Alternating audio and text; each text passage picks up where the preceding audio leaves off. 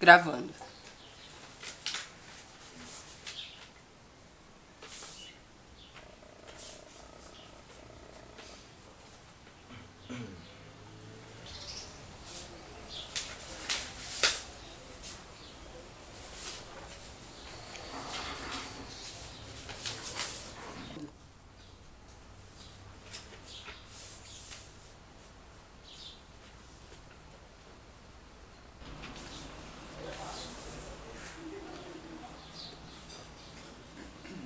Meu nome é Ana, tenho 34 anos e moro com meu companheiro Alisson.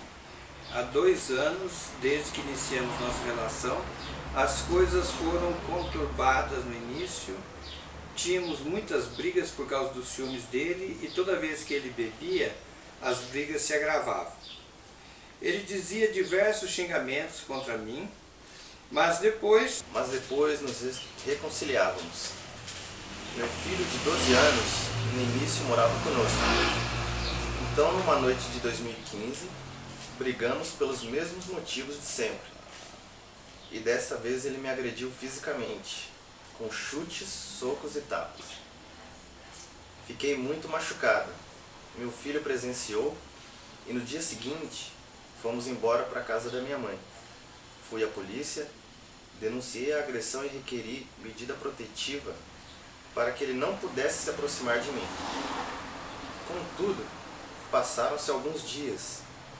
Ele foi até onde eu estava e pediu perdão, se ajoelhou, disse que iria mudar e pediu para que eu desse mais uma chance a ele e para o nosso amor. Desse mais uma chance a ele e para o nosso amor. Tive a esperança de que fosse verdade. Voltei para casa, deixando meu filho com a minha mãe. Mas, nas 2 primeiras semanas, foi tudo bem. Ele realmente parecia ter mudado. E logo retornamos à rotina. Pouco tempo depois tivemos outra briga. Por ciúme novamente. Ele não aceitava que eu tivesse nenhum contato com outro homem. Começou a implicar com um rapaz do meu trabalho no dia quando eu estava saindo para trabalhar. Ele disse que eu não iria. Afirmou que eu estava o traindo e me trancou em casa. Fez isso por vários dias, saía e trancava tudo, me deixava lá sem nenhum tipo de comunicação. Ele quebrou meu celular, perdi meu emprego. Certa vez, o juizado de violência doméstica entrou em contato. Ele mandou que eu atendesse, colocasse no Viva Voz. Com medo, disse que queria suspender a medida protetiva porque tínhamos voltado e ele havia mudado comigo. Mas eu não aguentava mais ficar presa. Tivemos uma nova discussão, então novamente ele me agrediu fisicamente e dessa vez mais forte. Ele tentou me enforcar, parou quando viu que eu estava ficando sem ar. Eu já não sentia mais nada por ele, mas ao mesmo tempo não tinha força para sair da situação.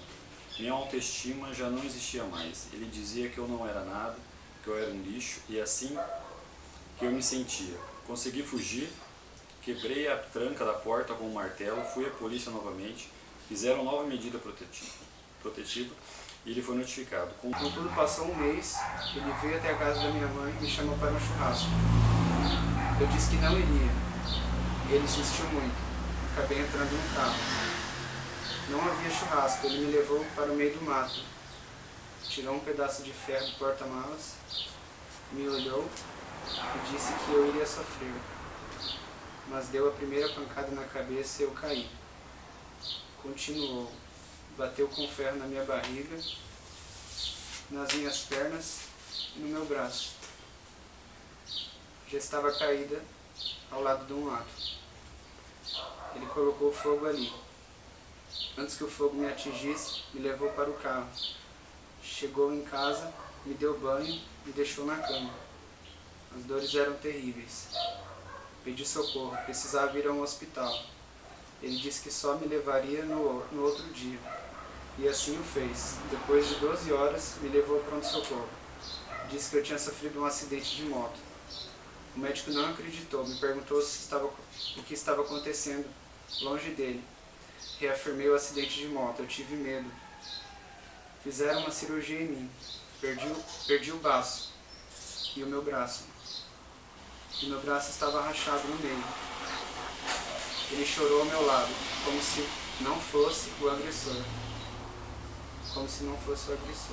Emagreci 30 quilos depois do início disso tudo. Chego a pensar que eu vou enlouquecer. Meu filho, ao ver o estado depois da cirurgia, disse que irá matá-lo. Isso tudo sem contar as inúmeras vezes que ele me obrigou a manter relações sexuais. Perdi minha capacidade até mesmo de resistir, depois de um tempo. Era melhor ceder do que ser machucado mais uma vez. Ele disse que se eu não ficar com ele, não ficaria com mais ninguém. Diz que sou dele e que ele me ama. E por isso faço comigo. Me recuperei da cirurgia, fui à polícia e ele foi preso finalmente. Talvez agora eu possa viver em paz, mesmo tendo que conviver com todas as noites as marcas das agressões no corpo e na alma.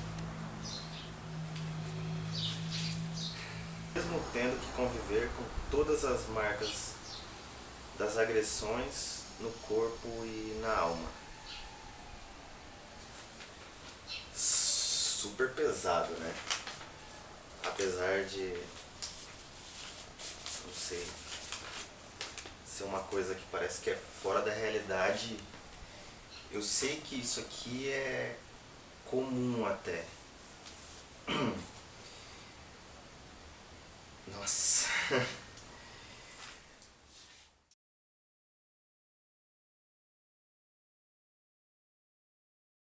Mesmo tendo que conviver com todas essas marcas e agressões no corpo e na alma. Nossa, gente. Esse cara é doente, meu Deus do céu.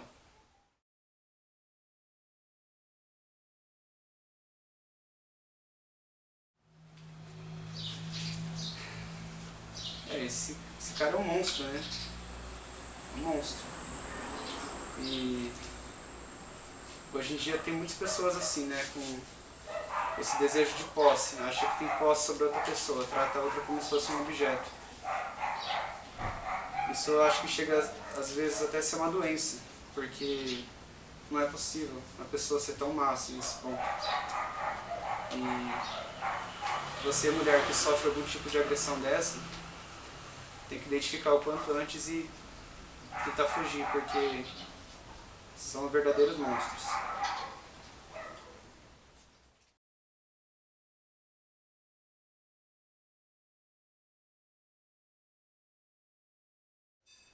Eu fiquei com raiva desse cidadão, eu queria bater nele também.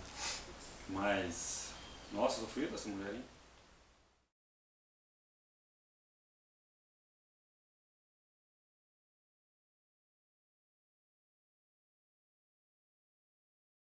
Talvez agora eu possa viver em paz, mesmo tendo que conviver com todas as marcas das agressões no corpo e na alma.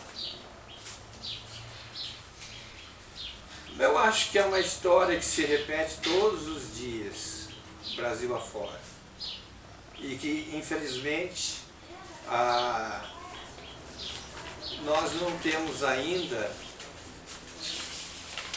uma estima da maioria das mulheres brasileiras trabalhada para não aceitarem essa opressão de gênero e essa escravidão, que não importa a classe social, não importa níveis de educação, ela acontece em todos os lugares o tempo todo.